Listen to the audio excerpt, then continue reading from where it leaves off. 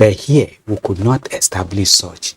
And secondly, we could not promote the practice that, let's assume our farmers, one, they are not well educated on the application of some of these, maybe the fertilizer. Okay, let me come in here. Yeah. The bone of contention here is we are not even producing enough. Taking Go you on. there. Go on. Because of lack of all these incentives, we could not meet up. Then, we could not promote the youths, the young ones, into agriculture. As the population increased, we all moved to urbanization. And we projected that even from our National Youth Corps, we should now establish state agriculture youth. So that National Youth Service Corps, instead of taking them to classrooms, you take them to farm. They will be then in that farm. Would they agree to go to the farm? Yes, if you make our rural area is habitable. Okay, How do you have to make the rural area attractive. By giving electricity and co. And until we de-emphasize the issue of national grid and allow people to generate and then distribute and be able to take, this will make our rural area to be open. Then agriculture will come. And secondly, we must make sure that we ban exportation of our but not if we produce enough. Because if you say ban exportation, we must ban exportation of raw materials until it's processed. That is how nations grow. That is how nations grow. Yes. If you ban exportation of crude, you ban exportation of our gold, you ban exportation of our yam, exportation of beans, exportation of rice, all this our neighboring country, go to the border in the night. Millions of trailers passes to Ghana, and from Ghana they export it. Millions of trailers move to Benin Republic. From Benin Republic there, so the statistics of Nigerian product are giving credit back to Benin Republic, Ghana, Niger. Even our beans, they will tell you it's Niger beans, but it's our beans. But because it's not exported from Nigeria, so you believe we don't have enough. And people believe want to export than even selling within the country, because we make export our product, but through other windows, which does not reflect in our own country books. So you are saying we can export it to other African countries, but we can't export it to Europe and America? Yes, because we don't have... We are yet to meet the standard. We are yet to meet the standard. But those people have their laboratories and they have ways. And then, you know, it depends on your relationship with the international community in area of... I've seen somebody that export yam. It's a general Disney that could not... I have seen so many that someone export ordinary, what do you call it, granite. This granite was turned back to Nigeria because it does not meet the standard over there. But when it gets here, even sold that granite higher than what you will have get over there. Okay, but how do we boost this local production so that we can meet domestic demand, at the same time get to meet the standardize it and get to export it? How do we do that? It is time for us to look at how do we promote our rural farmers, because most of the fund that is given to farmers does not reflect, if you look it, does not even go down. You only have city farmers who took this money, buy jeeps, move in the city, buy export, import the same type of good into Nigeria, weighing down on our hand. How do we get it to the right farmers? How do we get it to right farmer? Why it doesn't get to them is that these farmers will be asked to bring collateral. With the technological advancement of the world, you don't need somebody that is in rural area, in Talata Mapara, or in somewhere to bring you a certificate of occupancy. But what we can do as a country is to now set your land, which can be captured, and then you can monitor even product of that farm From my office, I can monitor when it grow, when it's harvesting time, and then banks and now go. But if you remove the issue of collateral, you find out that most of our rural farmers will. But talking about the issue of collateral, the Uncle Borrower Scheme of the CBN. Yes. I don't know whether you're familiar with it. I'm very, very familiar. But it doesn't really ask for collateral. It's just telling you that, okay, farm this particular, we give you the resources to farm it. At the end of the day, part of your output is what you use to pay back. I'm telling you today, I'm a farmer. Today in Nigeria, I have over 15,000 hectares of land. And I know what it takes, even for me, that I'm talking to you here, could not access, and how with farmers from the rural area, they can access it because those you see, those only maybe rice, wheat, and that, those rice that are given. Even maybe you're not. Even today, central bank have stopped individuals or associations funding. They are now going to individual funding. Because when those associations takes the money, I don't want to go into that.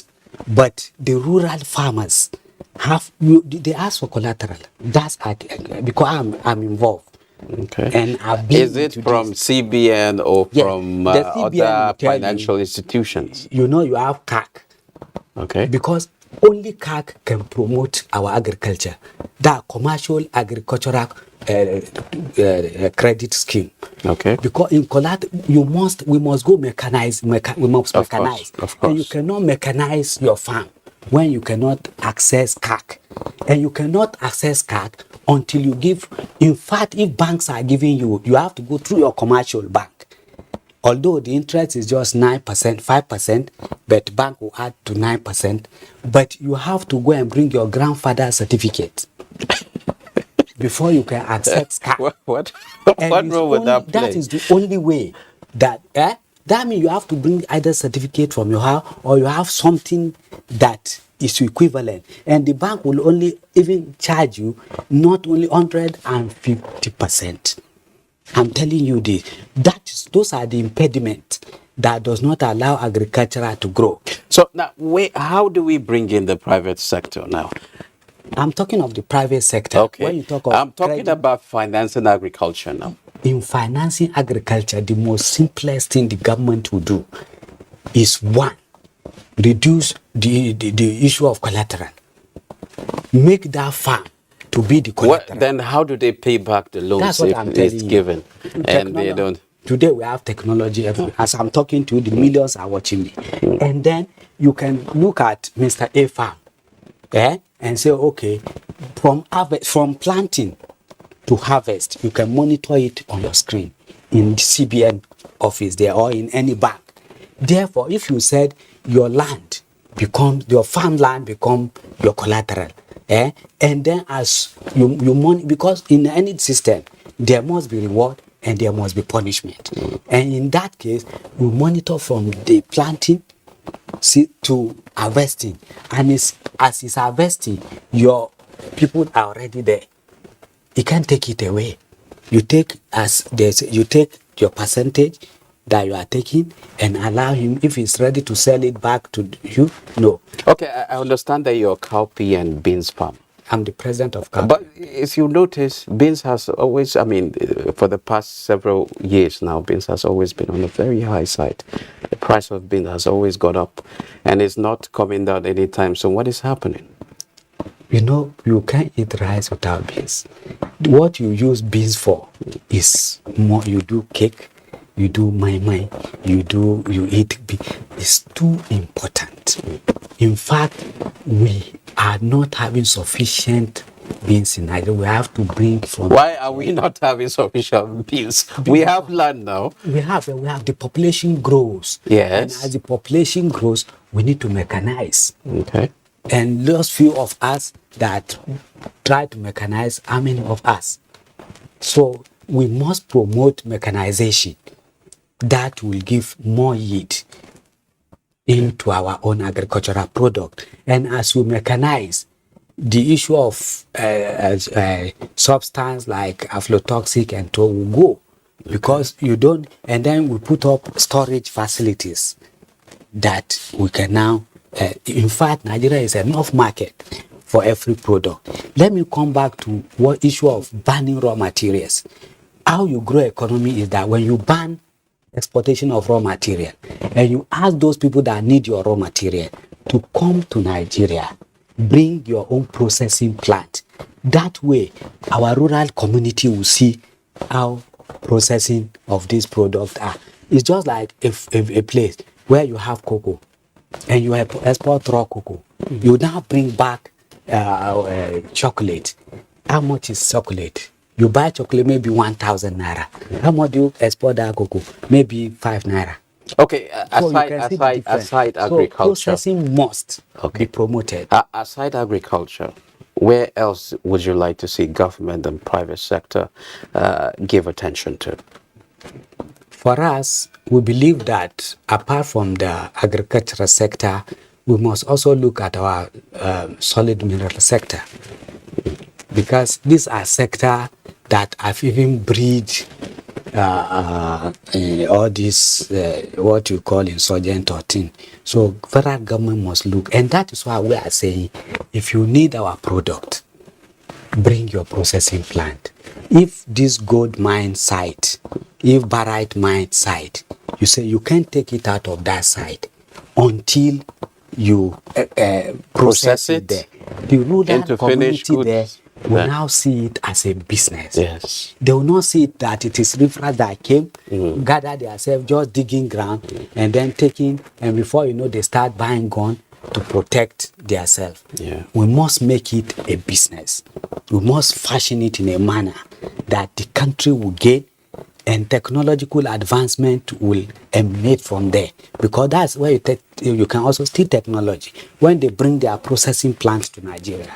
And we must also look at our aquatic resources, because if you look at our high sea, where you get streams, where you get fish, you see people bring trawlers from international water, get to our own water territory, just catch our fish, catch our stream, they sell half to us here, and within the ocean there, they sell it. We can promote those in the coastal area to now provide trawlers for the young ones, to also promote, get them to the IC. Okay, thank you. Getting these, because they are more expensive than the crude that we are I can see lots of about. ideas. Thank you very much, Shitu Muhammad, for coming to share your thoughts with us on the economy. Thank you, my brother. Now, moving on, Naira weakens 35% in 10 months, trading between 710 to 720 Naira to a dollar in the parallel market. Let's see the official exchange rate.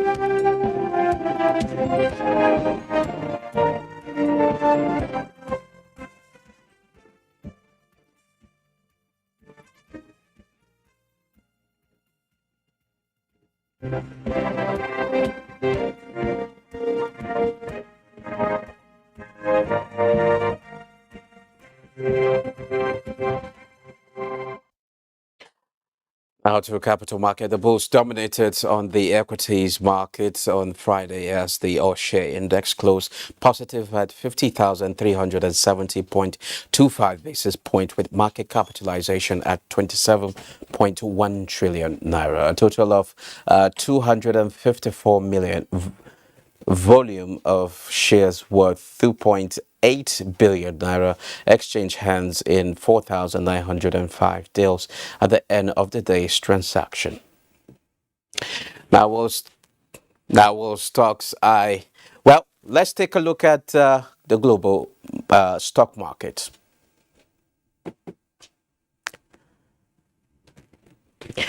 Well, it seems like global stock market is not available. Now, let's look at this story. The federal government has offered cash grant to vulnerable persons in the country as part of effort to cushion the economic hardship being faced by the vulnerable population. Ifai Ezumba has details.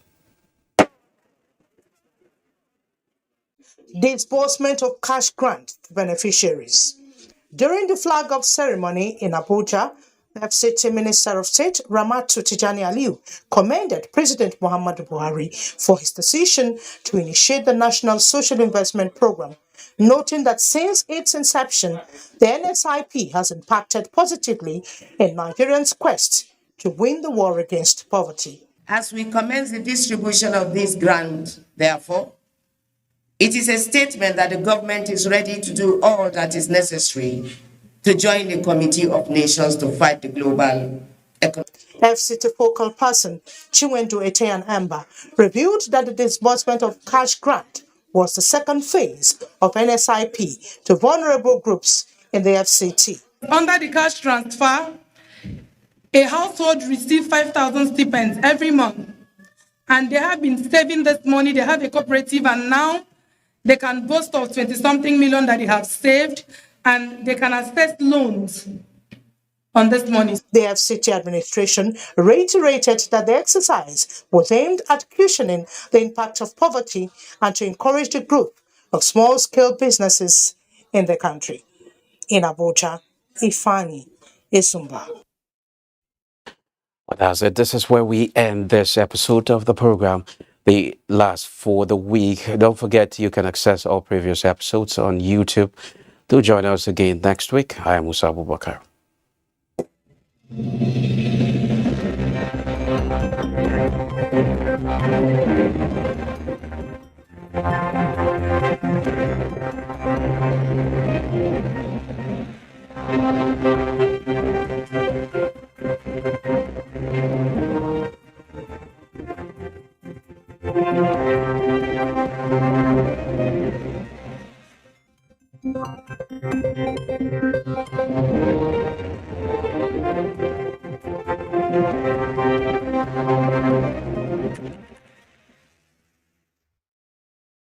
A day, 7 days a week.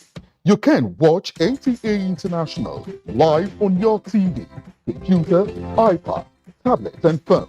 Log on to visiontv.co.uk and click on Entertainment, then NTAI. You can also download the iOS or Android app on your mobile devices to watch NTA International on the go, anywhere in the world. NTA International, your window to the world. In fact, the price of yam now has even put the quality aside, because the poor man now is even talking of yam, no matter how it is. Problem with the growth rate of the Nigerian economy is that it's at best equal to or many times lower than the rate of population. We don't need to import one grain of rice into the country. We can produce enough for the country. And I need the country to listen to this. At the growing up, at the formative stage of a child, there are certain nutrition that should be balanced in the growth of a child. But because of government inability to work with us, or maybe lack of coming here regularly to finance us, automatically we are going down. Sanfara, that we do bring onion based on kidnapping and other things. We cannot be able to farm as usual.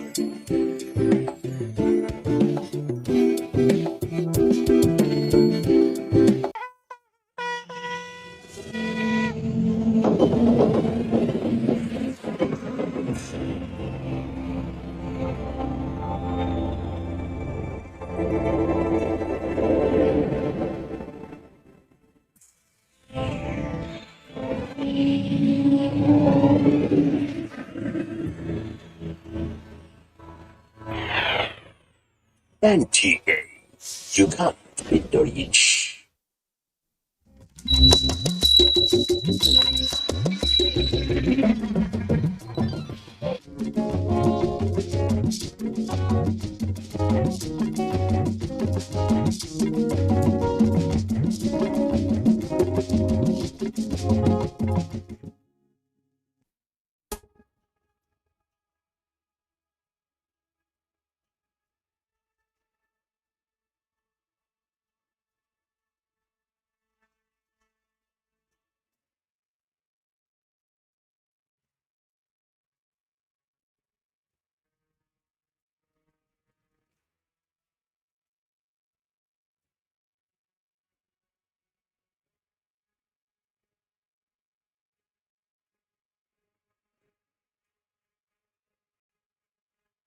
Daily routines at workplaces or schools and homes all require a lot of energy to ensure that all is in place to manage day-to-day activities. For daily schedules to be effectively carried out, what an individual eats, its quality and composition play a very vital role in one's overall well-being. Owing to the importance of food to man's physical, emotional, and psychological health, international organizations like the United Nations and the Food and Agriculture Organization, FAO, are making concerted efforts at not only ensuring food security, but also its safety. In the light of this, we will be taking a look at food safety, what it means and how this can be managed all through the food production supply chain. I'm Nancy Godiangunihu, and our guest is the World Food Programme's Food Safety and Quality Assurance Officer in Nigeria, Olutope Okebola.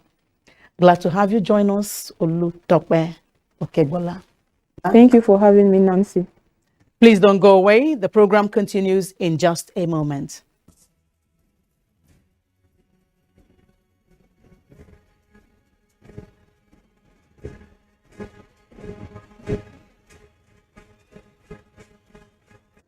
Once more, you're welcome to Frontiers, Olutope. Thank you. Thank you for having me, Nancy. Now, what's the whole idea behind setting aside a day, June 7th to be precise, to draw attention to food safety? The whole idea is that a particular problem was observed to be confronting a lot of people all over the world. And the United Nations, being a proactive body, during its annual General Assembly in the year 2018, it was proclaimed that subsequently, June 7th of every year would be used to raise awareness about food safety and the things that are needed to be put in place to achieve food safety. Annually, there's an average of over 600 million cases of foodborne illnesses, and those are the reported ones. So we don't even have the figure of those ones that are not reported globally. And out of this figure, about 420,000 cases, they eventually get seriously ill, and which eventually leads to death. Okay, so it was a global emergency, and the United Nations stepped in to be able to raise that awareness, that there is a need for awareness, because when you go through the cases, it was discovered that it was just a mere oversight. People don't have an idea of what to do, just mere practices individually that we could implement are the things that would help us achieve food safety and would help us curtail the numbers of cases that arise annually. Okay, so it was very, very imperative that a day would be set aside to raise that awareness. And because of the criticality of this particular situation, practically, it is not only on the 7th of June that is being celebrated as the World Food Safety Day. Officially, it is the day that is globally recognized, but practically beginning from May, the arrangements and the celebration start beginning from May to August. That's where the preparation starts, and then the activities would peak on the 7th of June and then would eventually run through August. When you talk about food safety, is it about the food itself or about the people that consume it? Food safety is about the food and the people. Okay, we can't separate the people from the food itself. Okay, at the same time, food safety, for us to have that idea of food safety, the food must have been used for the intended use. The intended use that has been set aside and that has been proclaimed by the manufacturer that this is the intended use for this food. Okay, so at that time where the consumer consumes that food based on the guidelines set by the manufacturer of that particular food, then that is where food safety comes into play. When you've already done what you are supposed to do based on the guidelines that have been set by the food processor, then... Now, what parameters are really used internationally to determine whether food is safe for consumption or not? So what a consumer would look at that will tell that consumer that this food is safe or not is not necessarily the same thing that the manufacturer of that food is concerned about. Okay, so for a consumer, once you have that food, you want to examine it first. You go by your senses. What can you see in front of you? Okay, what can you see? Is the food in its natural state? Is it looking the way it should look? The food is supposed to have a particular color. Is that the color of the food in front of you? The food is supposed to have a particular texture. Is that the texture you are feeling when you touch that food? So the food in its natural state, how is it reflected in front of you? So that is the first step towards ensuring that if the food is safe for consumption or not. Then generally, we now talk about the shelf life of that food. What The shelf life, yes, that's the expiry date of that food. Okay, when you look at the expiry date, is the food within its expiry date? Has it not, the expiry date, has it not elapsed? You want to be sure that you are consuming food before its expiry date. And this is quite tricky because, and you discover that the first answer I gave is actually the baseline. That is what can you see in front of you, because you also have some foods that are not safe for consumption even before their expiry date, because the processor has already given a guideline: store in a cool, dry condition. Okay, on the stores or on the counters in the market, when you buy those food commodities, is it actually stored in a cool, dry condition? So these are the conditions that would help you know that that food is still within its shelf life. So when the food has not been stored as advised by the producer of that food, then there's a likelihood that the food may not even be safe before expiration. And that is where what I said earlier comes into play. What can you see in front of you? Sometimes you go to the market, you see cans of food. It is still within its shelf life. It has not expired, but it is bulging. Yes, it's bulging. Under the sun. Yes, okay, because the storage conditions were not adhered to as prescribed by the manufacturer. So that food, you can't say it is safe for consumption, because that bulging tells you that microorganisms have started multiplying, and then the bulging is what you can see because they breathe. Okay, so that tells you even though the food is within its shelf life, it is not safe for consumption. Then naturally, there are some foods that, for example, honey, you should not feed honey to an infant or any child less than 1 year. Even though the honey is safe for you as an adult, it is not safe for that child at that particular time. Then also eggs. When you look at fresh eggs, even though you buy the fresh, it is fresh. And even though maybe when the chicken was bringing it out was when you bought the egg, it doesn't still guarantee that that egg is safe. Okay? What would help you guarantee such is for you to thoroughly cook it. And I think we'll still get to that subsequently.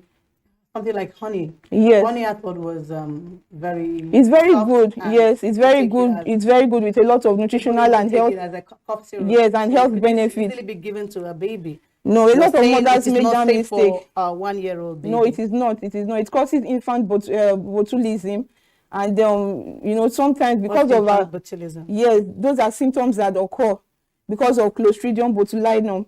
That is a bacteria that you've already subjected. That is already naturally part of honey sometimes, but because we are adults, our system, yes, our immune system can easily adapt and then get rid of it. But an infant has not yet developed that immunity, and so they tend to fall sick, and it leads to a lot of deaths.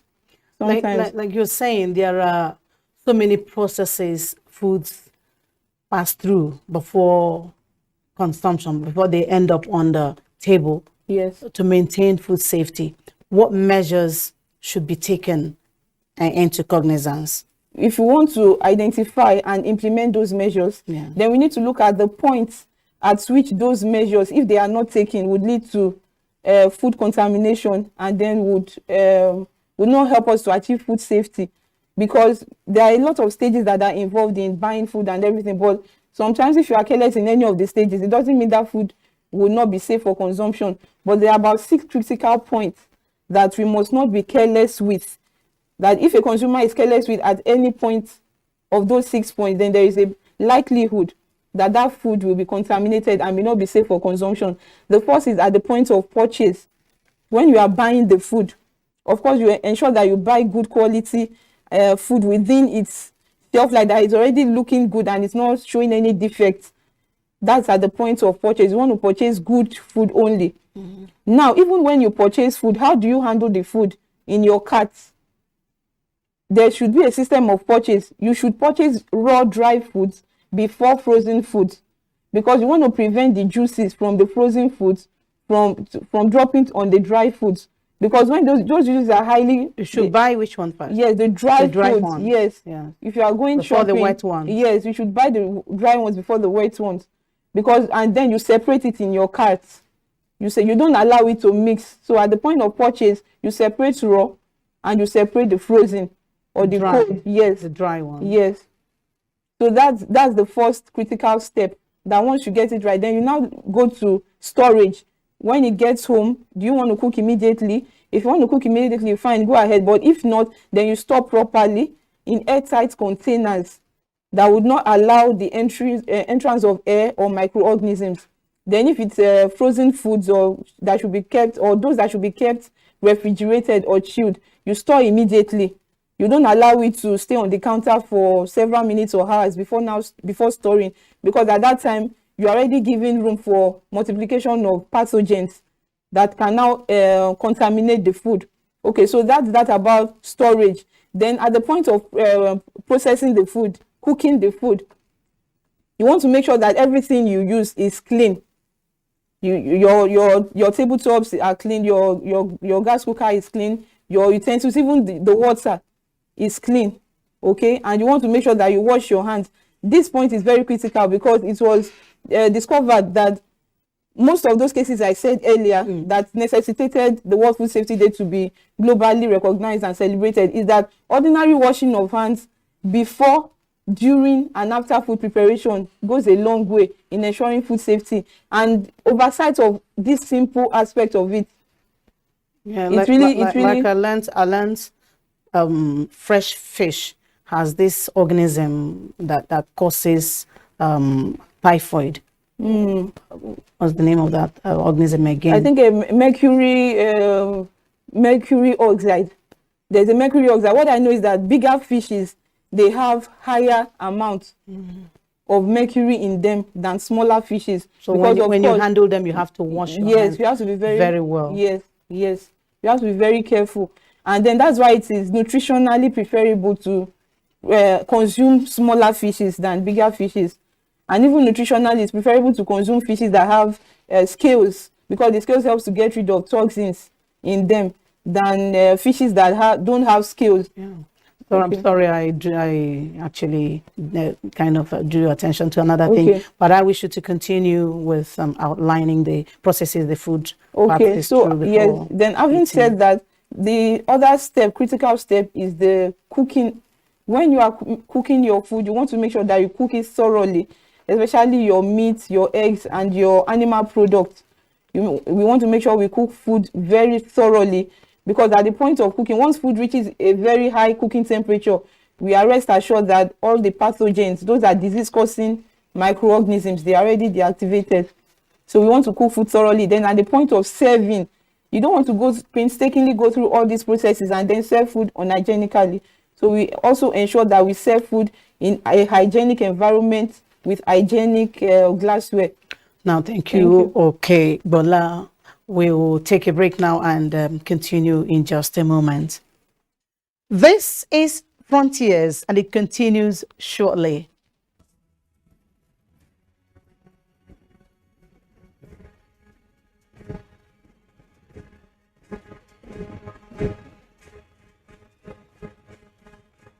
Glad to know you're still watching Frontiers. Okay, Bola, your organization is a specialized agency leading global efforts at defeating hunger.